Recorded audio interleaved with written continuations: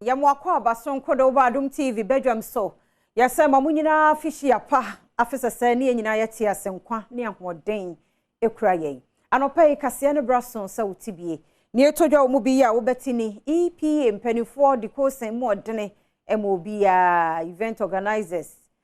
drinking sports nom ne ade en sorry dede ye yesremo yemre eno ase ye de sansam no ebeba. Na meka se wokota malenso a obi ne pick up na akonfo age e de free ne nsam sansam no ene nsem bi na no pay wadaroma me de som Adom kase oba Facebook/Adom TV akase no wo ho Go TV 176 DSTV 280 medin e de afia amankwa tamaklo afia ni de mutie se de nsam ni kiremu etie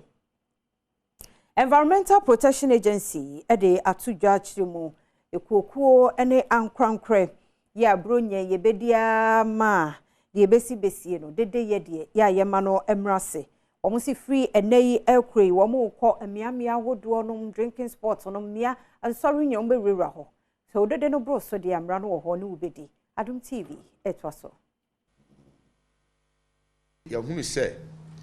enyumakuo bi te se bar drinking bars any lounges no crowd and saying I mean who says be or form na me ka say airport na lounge wo and saying lounges no ati say wo be bi bebre cantonment East Legon Laboni me ya na ki nim se ho de e tena bia nko a ye daje ahome de friend residential enclaves and ne say nyuma we nyina ati say wo bio esum ahodo sorry dan mu dwumadi ensuso eka ho bi papa ye bonyum na ye dede na eye se ebesum nyame ana ye be ye sum nanso ye ne de ha afoforo nsuso asumdue no ensuso enyenyamsum emakwan emra makwan Enwechi okade to aso se sisi wo bete wo mrantie agumantene so na efrifia da wahase ahwe miamia wo mu dede no ano eden ya wo bu emra so na emra no atwe wo mu aso. Environmental Protection Agency ye ne mpanifo ya dwene ho se ye be ye ne ayefre no rapid response teams all the regions na be ye adwuma kese papa e won kran krodua mu ha your compliance and monitoring department Ira Georgia Moako edano volunteers be kan ho na ya watch penifo a deputy director say we nyina ye involved na yankasa so na ye involved na ya hwese dede yo ebebrase papa Edipa bi esusu se won ya kronfo age obi ni Toyota car the number ya GS2525-22 ewo Tamale a ben School of Hygiene na wom di tuo ni si ne so no wonje de koye Adom kase etwaso Yamane bofo echiremu a saa koro no boyisi Watamale ene nanto kwantempon so okuada enwumere bese no nkono ba pa ho sima aduanan enum ochiremu a abranti a ehye no eye ne dia otu kwai eba fie woduru ho no mu ano wofre ne nua bema se wombie pono no ema no ebra wotu ka no akowura da mu a ena mranti a wokrokrotuo edituo esi ne so ka che ne se wonsi enna fom na isansa na wokrotuo nti wantimi anya ho hwe osi fompe ena wotu ehye no edwane ye ewo mu se wobi emprade Nenso akobo Tamale aposifo amanie. Yamane bofo echiremu a. Badwam kase no so na yankwa nsam foforo mu na aban ese pension fund no se wayi de a free debt exchange program no emu na eyenhyiamudie ya organized labor Ministry of Employment and Labor Relations Finance Ministry no and the National Security Ministry ne wona eka bi wo mu hyiaye eno mu edibedira baby adri. Obviously, the issue of exempting pension funds from it is at a cost, and we have committed government and labor, organized labor, to work together to ensure that we find means of plugging a hole that should ensure that we return to the 55% threshold. And I think that we are all committed to, because we know it's important to lead us to a board agreement so that we continue with the success that we have. But really, in the spirit of Christmas and the partnership that we have, we want to thank everybody who participated in this on the way forward. The government has done its part with the SLA. Parliament came through very strongly yesterday over the SLA, and then Labour today is also showing an accommodation not only to receive the exemptions,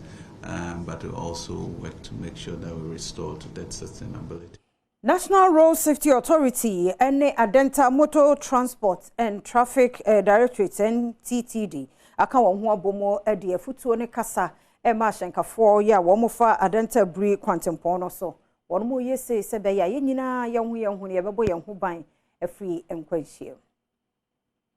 nti ya ma ya ba ha ye be sa sensitization ni MTTD for be sa operations wa wonim season ya ebo mu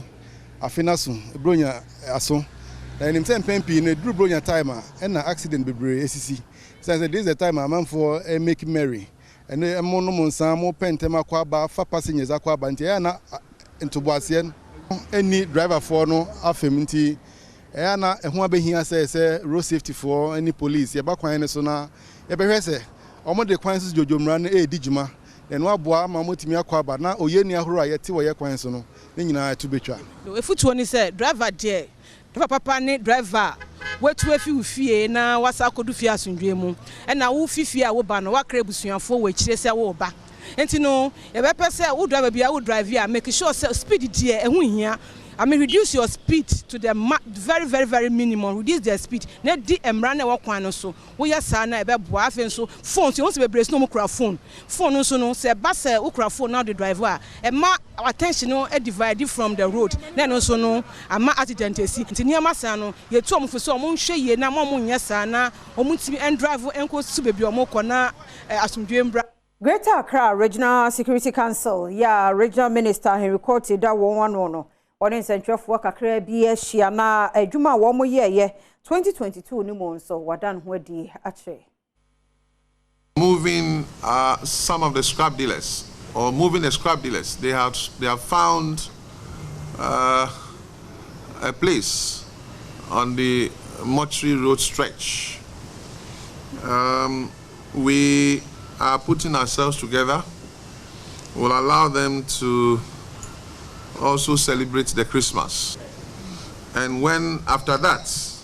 maybe in the first quarter, we'll engage with the leadership of the scrap dealers. Indeed, during the Agbolbushi exercise, they secured a parcel of land somewhere in the eastern region. We are yet to sit with the leadership to see how far they have gone with the documentation. Enwechi okadeto aso se ogusuwa wo hwe miame ya wodo a dwade betimi akoso ewo ho nanso aboso kan a wose wo mo efiri honom ne de empanifo atwentwen so ansa hyehye egu akwa mu ahwe be report ya obetimi ede wo mo akọ. Effective engagements, broader and wider consultation,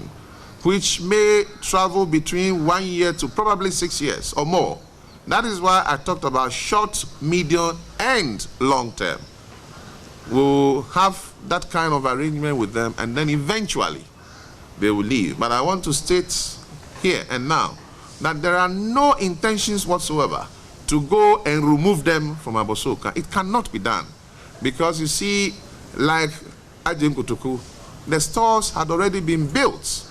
for probably over 15 years. So for anybody at Abosoka to move, they will have to move into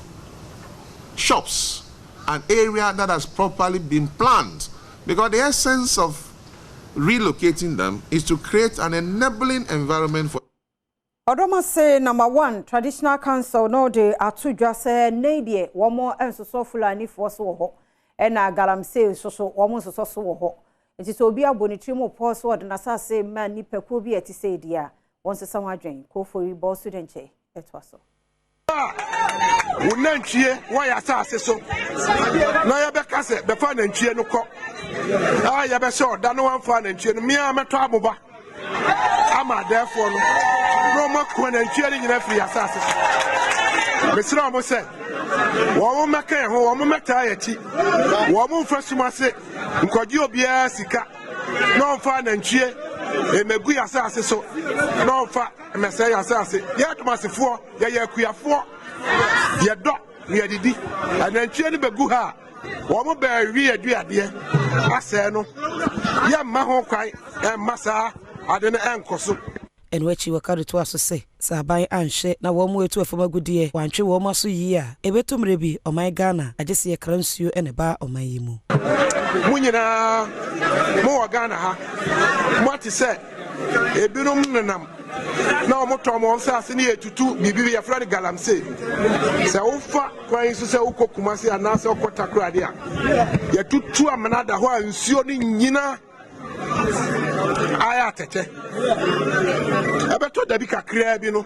na nsuo kora yɛbɛnom no sɛ yɛkra firi aburokyire sɛ yɛasɛ yɛ nsuo nyinaa enti mo ba no a mobɛhwɛ yɛn nsase so no sɛ adeɛ a yɛfrɛ no galamsey ne deɛ